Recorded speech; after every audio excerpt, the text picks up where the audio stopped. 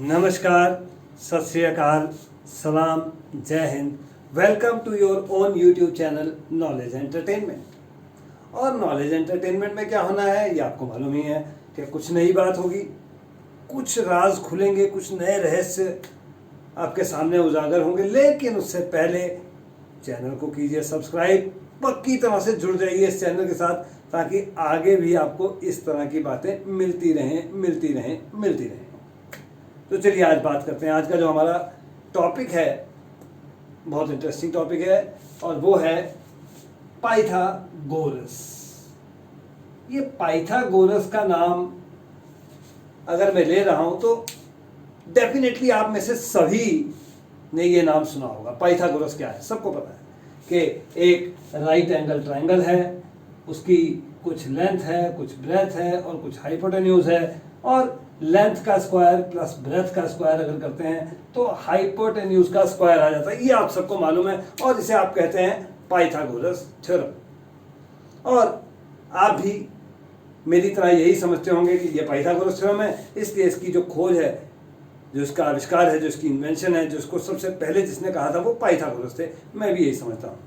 लेकिन इसके पीछे की जो कहानी है, जो इतिहास है, जो रहस्य है, जो राज है, वो हम आज खोलेंगे नॉलेज एंटरटेनमेंट पर। तो ये आपको सबसे पहले बता दूं कि इस थ्योरम का सिर्फ एक नाम पाइथागोरस थ्योरम ही नहीं है, इसके बहुत सारे नाम हैं। इसे पाइथागोरियन थ्योरम भी कहा जाता है, क्योंकि कई लोग ये मानते हैं कि ये थ्योरम पाइथागोरस ने नहीं, उसके कुछ फॉलोअर्स ने डेवलप की थी, जिन्हें हम पाइथागोरियन कहते हैं। और इसे यूक्लिड I-47 भी कहा जाता है, क्योंकि यूक्लिड की बुक एलिमेंट्स में, जिसे कि बुक 1 भी कहा जाता है, उसके पेज नंबर 47 पर इसका प्रूफ दिया हुआ है, इसलिए इसे यूक्लिड I-47 भी कहा जाता है। आगे बढ़ने से पहले मैं आपको एक बात बता दूं कि जो पाइथागोरस थ्योरम है ये वर्ल्ड की, मैं भारत की बात नहीं कर रहा हूँ, वर्ल्ड की बात कर रहा हूँ, ये वर्ल्ड की, दुनिया की मोस्ट फेमस मैथमेटिकल थ्योरम है। और जो इसकी इक्वेशन है, ये वाली इक्वेशन जिसे हम X square plus Y square is equal to Z square कह देते हैं, इसे मैथमेटिक्स की फोर्थ मोस्ट ब्यूटीफुल इक्वेशन कहा जाता है। पहली तीन कौन सी हैं आप गूगल पर सर्च कीजिए, नहीं तो आप आने वाली मेरी वीडियोस देखिए, उसमें पता लग जाएगा कि पहली मोस्ट ब्यूटीफुल इक्वेशन कौन सी है, दूसरी कौन सी है, तीसरी कौन है, चौथी तो आपके सामने आ ही चुकी है। यह है पाइथागोरस इक्वेशन। और ये जो एक्स वाई जेड इसको सेटिस्फाई करते हैं, ये इन्हें हम कहते हैं पाइथागोरियन ट्रिपल्स। थोड़ा सा मैं आपको इसके बारे में और बता दूं, उसके बाद आगे चलते हैं। ये पाइथागोरियन ट्रिपल है। तो मैं आपको एक बात ये बता दूं कि जो नेचुरल नंबर्स हमारे हैं, इनमें से 1 और 2 ये किसी भी पाइथागोरियन ट्रिपल का हिस्सा नहीं है। मतलब कि आप यहाँ x, y और z की जगह पर कभी भी 1 और 2 नहीं ला सकते, ना x की जगह पर, ना y की जगह पर और ना z की जगह पर। लेकिन उससे भी बड़ी हैरानी की बात यह है कि 2 के बाद जितने भी नेचुरल नंबर हैं, जितने भी, वो सभी किसी ना किसी पाइथागोरियन ट्रिपल का हिस्सा हैं, किसी ना किसी पाइथागोरियन ट्रिपल का पार्ट है। यानी कि एक्स वाई जेड की जगह पर कभी ना कभी आते हैं। थोड़ा बहुत मैं आपको अगर कहें तो बता भी देता हूं। देखिए, आप देखिए कि 3 square plus 4 square is equal to 5 square होता है, ये आपको मालूम है। तो 3 भी आ गया, 4 भी आ गया, 5 भी आ गया। मैंने कहा था 2 के बाद सभी 3 भी आ गया। देखिए यहाँ पर 4 भी आ गया और 5 भी आ गया। तो इसी इक्वेशन को अगर आप यूं लिख लें तो 6 भी आ गया। मैंने कहा था ना 6, 2, 3, 4, 5, 6 भी आ गया। अगर आप 7 की बात करते हैं तो 7 square plus 24 square is equal to 25 square होता है। तो यहाँ पर 7 भी आ गया। 8 तो पहले ही आ चुका था। 9 की अगर आप बात करते हैं तो 9 का square plus 40 square is equal to 41 square होता है। तो यहाँ पर 9 भी आ गया। 10 तो पहले ही आ चुका था। 11 की बात करते हैं तो 11 square plus 60 square is equal to 61 square होता है। तो 11 भी यहाँ पर आ गया। अगर आप बात करते हैं 12 की तो आपको पता है कि 5 square plus 12 square is equal to 13 square होता है। तो आपका 12 भी आ गया और 13 भी आ गया, दोनों एक साथ आ गए। और इसी इक्वेशन को अगर आप डबल में लेकर चलेंगे तो ये बन जाएगा 14 का स्क्वायर प्लस 48 का स्क्वायर इज इक्वल टू 50 का स्क्वायर। तो यहाँ पर 14 भी आ गया। बात 15 की करें तो आप देखेंगे कि 8 का स्क्वायर प्लस 15 का स्क्वायर इज इक्वल टू 17 का स्क्वायर होता है। तो 15 भी आ गया यहाँ पर। और 16 की अगर बात करनी है तो आप इसी को डबल कर लीजिए, यहाँ पर 12 कर लीजिए, 16 कर लीजिए और 20 कर लीजिए। तो 16 भी आ गया, 17 पहले ही आ चुका है। इसी तरह से आप चलते जाइए 18, 19, 20, 21, 22 जहां तक मर्जी चले जाइए। हर एक नंबर किसी ना किसी पाइथागोरियन ट्रिपल का पार्ट जरूर बनेगा। ये थोड़ा सा मैं बात को भटक गया था, लेकर वापस आते हैं। मेरा एम ये नहीं था कि मैं आपको ये बताऊं कि सभी नेचुरल नंबर जो हैं वो किसी ना किसी पाइथागोरियन ट्रिपल का पार्ट है। ये मेरा आज का चर्चा का विषय नहीं था, बीच में बात आ गई तो मैंने बात कर ली। आगे चलते हैं, बात करते हैं। अभी एक मैथमेटिशियन हुए, उनका नाम था Elisha Scott Loomis. Elisha Scott Loomis ये एक मैथमेटिशियन हुए हैं। इनका जन्म हुआ था 1852 में और इनकी डेथ हुई थी 1940 में।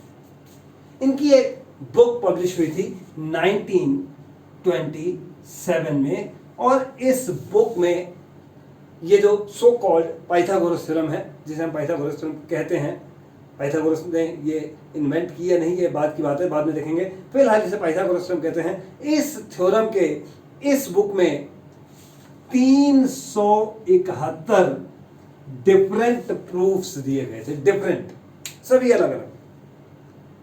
इसमें वो भी प्रूफ था जो पाइथागोरस ने दिया, इसमें वो भी प्रूफ था जो यूक्लिड I-47 कहा जाता है, इसमें वो प्रूफ भी था इस बुक में जो आइंस्टाइन ने प्रूफ दिया था सिर्फ 12 साल की उम्र में। आइंस्टाइन ने 12 साल की उम्र में पाइथागोरस थ्योरम को एक अलग तरीके से प्रूफ किया था, वो भी प्रूफ इस बुक में दिया हुआ था। इस बुक में वो भी प्रूफ था जो famous allrounder Leonardo da Vinci, जैसे जिनकी painting Mona Lisa through the world बहुत फेमस है, वो मैथमेटिशियन भी थे, वो आर्टिस्ट भी थे, वो इंजीनियर भी थे, वो फिलोसफर भी थे, वो बहुत कुछ थे, ऑलराउंडर थे। उन्होंने भी एक इसका डिफरेंट प्रूफ दिया था पाइथागोरस थ्योरम का, तो वो भी इस बुक में है। और हैरानी होगी आपको सुनकर कि एक यूएस के प्रेसिडेंट हुए हैं जेम्स ए गारफील्ड, वो भी मैथमेटिशियन थे और उन्होंने भी पाइथागोरस थ्योरम का एक डिफरेंट प्रूफ दिया था, वो भी इस बुक में शामिल है। 371 प्रूफ्स में से वो भी है। और ये तो 1927 की बात है। उसके बाद भी सैकड़ों डिफरेंट प्रूफ जो हैं वो पाइथागोरस थ्योरम्स के अभी तक सामने आ चुके हैं। लेकिन जो बुक में अभी तक हमारे पास 371 इकट्ठे आए हैं वो 1927 की ये बुक थी, जो कि एलिशा स्कॉट लूमिस की बुक थी। ये बात जो है आपको और एक बात साथ में इसके जोड़ देता हूं, उसकी कहानी बाद में बताऊंगा। फिलहाल मैं सिर्फ एक उसको ऐड कर रहा हूं यहां पर। एक मैथमेटिशियन, नहीं वो मैथमेटिशियन नहीं थे, सॉरी माफ कीजिएगा, वो एक जज थे सिटी टोलॉस में, फ्रांस में। उनका जन्म हुआ था सन 1600 में। उनका नाम था Pierre D pharma. Pierre D pharma नाम के एक मैथमेटिशियन हुए हैं। उन्होंने, मैथमेटिशियन मैं कह रहा हूँ, he was not mathematician, he was an amateur mathematician, Prince of amateur mathematician भी कहा जाता है उन्हें। बेसिकली बाय प्रोफेशन वो एक लॉयर थे, एक जज थे, लेकिन मैथमेटिक्स उनका शौक था और उन्होंने बहुत सी स्टेटमेंट्स दी मैथमेटिक्स में, बहुत से प्रूफ भी दिए, जिसमें से एक ये था कि यहाँ तक तो चलिए बात ठीक है कि X square plus Y square is equal to Z square, यानी कि हम एक स्क्वायर को दो स्क्वायर्स में तोड़ सकते हैं, ये तो ठीक है। लेकिन फर्मा ने एक स्टेटमेंट दी सन 1650 के लगभग कि अगर हम x power n plus Y power n is equal to Z power n लिखें और n 2 से बड़ा हो, मतलब आप यहाँ पर तीनों जगह पर 3 लिख लीजिए, आप यहाँ पर तीनों जगह पर 4 लिख लीजिए, 5 लिख लीजिए, 10 लिख लीजिए, 1000 लिख लीजिए, 10,000 लिख लीजिए, करोड़ लिख लीजिए, जो मर्जी लिख लीजिए, इस इक्वेशन का एक सिंगल सॉल्यूशन भी पॉसिबल नहीं है। इसके कितने सॉल्यूशन थे? Infinitely many. अभी हमने देखा था 3 square plus 4 square equal to 5 square, 5 का स्क्वायर प्लस 12 का स्क्वायर 13 का स्क्वायर, 7 प्लस 24 का स्क्वायर 25 का, 9 और 40 का कीजिए तो 41 का, 11 और 60 का कीजिए तो 61 का। बहुत से इनफाइनिटली मैनी सॉल्यूशंस है, लेकिन इस इक्वेशन का अगर n 2 से बड़ा हो तो इसका एक भी सॉल्यूशन नहीं है। ये स्टेटमेंट दी थी फर्मा ने, पियरे डी फर्मा ने, और इस थ्योरम को प्रूव करने में 350 साल लगे। 350 साल के बाद 1993 में इसका प्रूफ दिया डॉक्टर आंद्रे वाइल्स ने, जो कि प्रिंसटन यूनिवर्सिटी में प्रोफेसर हैं अमेरिका में, यूएसए में। उन्होंने इसका प्रूफ दिया और ये 1993 में न्यूयॉर्क टाइम्स का हेडलाइंस बना, न्यूयॉर्क टाइम्स का, कि after 350 years the theorem is proved. पर मेरा एम ये भी नहीं है, इसकी कहानी भी आपको अलग से सुनाऊंगा एक दिन। फर्मा लास्ट थ्योरम अपने आप में एक कहानी है, और ये कहानी छोटी मोटी कहानी नहीं है। ये इस कहानी को सुनाने में मुझे 1 घंटा भी लग सकता है, इतनी लंबी कहानी है। छोड़िए इसको भी, इसकी भी हम बात यहीं पर रोक रहे हैं। इसको एक अलग कहानी में आपको सुनाएंगे सारा, कि पियरे डी फर्मा कौन था, कैसे उसने थ्योरम की स्टेटमेंट दी, कहाँ से दी, उसके कौन कौन से मैथमेटिशियन ने क्या प्रूफ किया, कैसे किया, और उसको प्रूफ करते करते क्या क्या प्रूफ होता चला गया, और आखिर में कौन सी थ्योरी यूज हुई, कैसे इसका प्रूफ आया, और वो प्रूफ कितना लंबा था, जानकर आप हैरान होंगे। चलिए अभी मैं उसकी बात नहीं करूंगा, फिलहाल मैं बात कर रहा हूँ पाइथागोरस थ्योरम की। वापस आते हैं अपनी कहानी पर। मैथमेटिशियन जो हिस्टोरियंस हैं वो इतना तो मानते हैं कि पाइथागोरस ऑफ सामोस हुए हैं। इनका बर्थ हुआ था सिर का नाम की जगह में, कोई CY लिखता है, कोई CI लिखता है, यहाँ पर इनका जन्म हुआ था, और हुआ था ये 569 BC में, और इनकी डेथ हुई थी 475 BC में। इतना तो हिस्टोरियंस मानते हैं।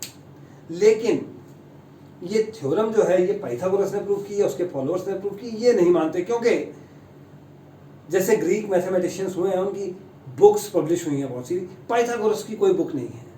ये सिर्फ एक जनरेशन से दूसरे जनरेशन से तीसरे जनरेशन तक सिर्फ बातों बातों में बात पहुंची है कि ये पाइथागोरस थ्योरम इस तरह से प्रूफ हुई। पाइथागोरस थे ऐसा है, लेकिन पाइथागोरस ने ये प्रूव किया ऐसा कहीं पर भी नहीं है।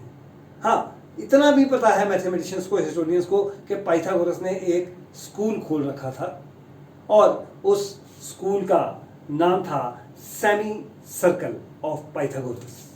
उस स्कूल का नाम था सेमी सर्कल ऑफ पाइथागोरस। ये नाम था उस स्कूल का जो पाइथागोरस ने खोला था। लेकिन ये स्कूल भी बहुत अजीब था। ये हाफ रिलीजियस था और हाफ साइंटिफिक था। यहाँ पर रिलीजन की बातें भी पढ़ाई जाती थी, और यहाँ पर साइंटिफिक और मैथमेटिक्स की बातें भी पढ़ाई जाती थी। लेकिन यहाँ पर एक कोड ऑफ सीक्रेसी भी था। कोड ऑफ सीक्रेसी ये था कि इस स्कूल के अंदर जो कुछ भी बताया जाता है वो आप बाहर जाकर नहीं बता सकते, नहीं कर सकते बात। अब ये इसमें और भी बहुत इंटरेस्टिंग बात आने वाली है इसी से संबंधित, इस सीक्रेसी कोड से संबंधित, कि आप यहाँ की बात बाहर किसी को नहीं बता सकते। जो पाइथागोरस थे या पाइथागोरियंस थे, उनका एक मोटो था, और उनका मोटो था number rules the universe. Number rules the universe. और इस तरह से उन्होंने नंबर्स को दर्जा दिया था भगवान का, कि जो नंबर्स हैं दे आर द गॉड, वो यूनिवर्स को रूल करते हैं, ये भगवान है। और उनका ये मानना था कि जितने भी नंबर हैं वो सब रैशनल हैं, because the God is rational. तो नंबर सभी रैशनल हैं। उस समय रैशनल नाम की कोई चीज़ नहीं थी, सभी नंबर रैशनल माने जाते थे, कि कोई भी नंबर है आप उसको P/Q की फॉर्म में लिख सकते हैं। इरेशनल नाम की चीज़ नहीं है। लेकिन जब पाइथागोरस थ्योरम आई तो उन्होंने एक चीज़ ऑब्जर्व की कि अगर एक ट्राइंगल की हाइट भी 1 हो और बेस भी 1 हो, तो उसका जो हाइपोटेन्यूज है वो एक ऐसा नंबर है कि अगर उसको उसी से मल्टीप्लाई कर दिया जाए तो जवाब 2 आएगा, उसका स्क्वायर रूट है। वो नंबर है जिसको उसी से मल्टीप्लाई करके 2 आ जाए। लेकिन ऐसा नंबर उन्हें मिला नहीं, ऐसा नंबर उन्हें फाइंड करना मुश्किल था। तो उस नंबर को उन्होंने √2 कह तो दिया, लेकिन अब ये √2 को वो P/Q की फॉर्म में नहीं लिख पा रहे थे, बहुत मुश्किल हो गया था उनके लिए, और होना भी नहीं था क्योंकि ये रेशनल नंबर था। तो इस बात ने पाइथागोरियंस को बहुत बहुत डिस्टर्ब किया, मेंटली डिस्टर्ब किया कि ऐसा कैसे हो सकता है। कि गॉड तो रैशनल है, तो कोई ऐसा नंबर क्यों है जो रैशनल ही नहीं है। और ये बात उन्हें डिस्टर्ब तो की उनको, लेकिन मैंने आपको पहले भी बताया था कि एक जो school semi circle of Pythagoras था उसका एक सीक्रेसी कोड था कि आप यहाँ की बातें बाहर नहीं कर सकते। तो हुआ क्या कि इनका एक पाइथागोरियन एक फॉलोअर था जिसका नाम था हिप्पोसस। उसने इस बात को स्कूल से बाहर लोगों के साथ शेयर किया कि एक नंबर ऐसा भी है जो रैशनल नहीं है, वो इरैशनल है। और इस बात से और भी ज़्यादा ट्रबल्ड, और भी ज़्यादा परेशान हो गए पाइथागोरियंस। और इस बात को जब हिप्पोसस ने बताया उसके बाद किसी ने भी हिप्पोसस को देखा नहीं। कहा जाता है कि पाइथागोरियंस ने उसे मार डाला, उसे पानी में डुबो दिया गया, ऐसा कहा जाता है।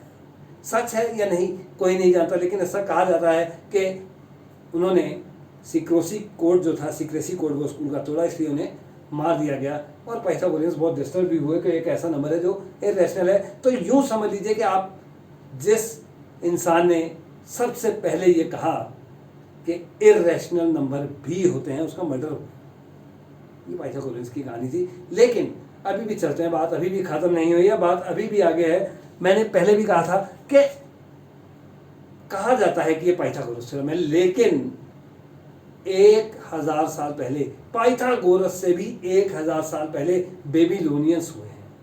बेबीलोनियंस जो थे, ये बेबीलोनियन एक जगह के रहने वाले थे जिसे मेसोपोटामिया कहते हैं हम। वहाँ के जो अवशेष हिस्टोरियंस को मिले हैं उनमें से जो कुछ भी निकला उसमें से एक अवशेष है जिसे नाम दिया गया है टैबलेट YBC 7289। टैबलेट YBC 7289 ये एक अवशेष है जो मेसोपोटामिया का अवशेष है, यानी कि बेबीलोनियंस का एक निशानी है। उस पर कुछ खुदाई है, कुछ लिखा हुआ है। और उसे जब डेनिस रामसे ने ट्रांसलेट किया इंग्लिश में, तो उसका ट्रांसलेट क्या था जरा ध्यान से सुनिएगा, ध्यान से, बहुत ध्यान से सुनने की बात है। उसका ट्रांसलेशन था कि if 4 is the length and 5 is the diagonal, then what is the breadth? 4 multiplied by 4 is 16 and 5 multiplied by 5 is 25. If you take out 16 from 25, the remaining is 9. What multiplied by what gives you 9? That is 3. So the breadth of the triangle is 3. क्या आपको नहीं लगता कि ये exactly Pythagoras theorem है? जी हाँ, उस अवशेष में भी यही कहा गया है कि अगर किसी ट्रायंगल की हाइट यानी कि लेंथ 4 हो और डायगोनल 5 हो तो 4 multiplied by 4 is 16 and 5 multiplied by 5 is 25. If you take out 16 from 25 you get 9, and what the number is such that multiplied by that is 9 is 3. So they say that 3 is the breadth of this triangle, and that is exactly Pythagoras theorem. इसका मतलब तो ये हुआ कि Pythagoras से भी 1000 साल पहले बेबीलोनियंस को इस थ्योरम का, इस रिजल्ट का पता था। और ये जो अवशेष है ये आपको मैं बता दूं कि ये 1900 बिफोर क्राइस्ट है और पाइथागोरस का बर्थ था 569 BC का। तो इसका मतलब कि ये तो 1300 साल पहले की बात हो गई। तो पाइथागोरस से 1300 साल पहले भी लोगों को पाइथागोरस थ्योरम का पता था। तो फिर ये पाइथागोरस थ्योरम कैसे हुई? क्योंकि ये तो पाइथागोरस से भी 1300 साल पहले लोगों को पता था। तो ये कहानी बहुत कंफ्यूजन वाली है। तो ये मानना कि इसकी इन्वेंशन पाइथागोरस ने ही की थी बहुत मुश्किल है। अभी आपसे मैं बेबीलोनियंस की बात कर रहा था, तो बेबीलोनियंस के बारे में आपको एक बात और भी बता दूं कि वो उनके पास एक नंबर सिस्टम था, वो भी नंबर सिस्टम यूज किया करते थे और उनका जो नंबर सिस्टम था उसका बेस था 60 और इस 60 बेस के साथ जो आज सेक्साडेसिमल या सेक्साडेसिमल सिस्टम जिसे कहते हैं, ये हमारी घड़ी का भी सिस्टम यही है, इसका बेस 60 है। 1 घंटे में 60 मिनट, 1 मिनट में 60 सेकंड, तो ये भी सेक्साडेसिमल सिस्टम ही है जो हमारी घड़ी का है। और यही सिस्टम जो था ये बेबीलोनियंस यूज़ किया करते थे। और बेबीलोनियंस के जो अवशेष जो मिले हैं उनमें एक अवशेष पर क्या लिखा हुआ मिला है, वहाँ पर लिखा हुआ मिला है 1 सेमीकोलन 24 51 10। कुछ इस तरह का लिखा हुआ मिला है बेबीलोनियंस के एक अवशेष पर। और अगर आप बेबीलोनियंस का जो 60 बेस का जो सिस्टम था उसमें अगर आप इसे कन्वर्ट करते हैं तो ये नंबर क्या बनता है, ये बनता है 1 plus 24/60 plus 51/60 square plus 10/60 cube. कुछ इस तरह का नंबर बनेगा। और इसे अगर आप सॉल्व करेंगे, सिंप्लीफाई करेंगे, तो सिंप्लीफाई करके जो जवाब आ रहा है वो है 1.414213। ये है इसका जवाब। और ये क्या है, ये आप भी जानते हैं और मैं भी जानता हूँ कि ये अप्रॉक्सीमेट वैल्यू है स्क्वायर रूट ऑफ 2 की, यानी कि इर्रेशनल नंबर्स के बारे में भी बेबीलोनियंस को पाइथागोरस से 1300 साल पहले पता था। तो बहुत कंफ्यूजिंग कहानी है, इतना आसान नहीं है कि हम मान लें कि ये पाइथागोरस थ्योरम है। इसे बेबीलोनियंस थ्योरम भी कहा जा सकता है, क्योंकि बेबीलोनियंस को तो पाइथागोरस से 1300 साल पहले भी पता था कि अगर एक राइट एंगल ट्रायंगल में आप हाइट और बेस के स्क्वायर्स को ऐड करेंगे तो हाइपोटेन्यूज का स्क्वायर आएगा। और कहानी भी आपको पसंद आई है, जरूर आई है, इसीलिए आप कहाँ चला गया, फटाफट कैसे लाइक करें, करना पड़ेगा, क्योंकि कहानी है ही इतनी प्यारी कहानी है। और इस तरह की बहुत सी कहानियाँ आपको मिलनी है इसी चैनल पर। अभी 100 से भी ज़्यादा कहानियाँ बाकी हैं। और अगर आपने ये सभी कहानियाँ सुननी हैं तो चैनल को कीजिए सब्सक्राइब, वीडियो को कीजिए लाइक और अपने सभी दोस्तों के साथ कीजिए शेयर। और एक काम और, इंतज़ार आप भी कीजिए, इंतज़ार मैं भी करूँगा अगली कहानी का। तब तक के लिए नमस्कार, धन्यवाद।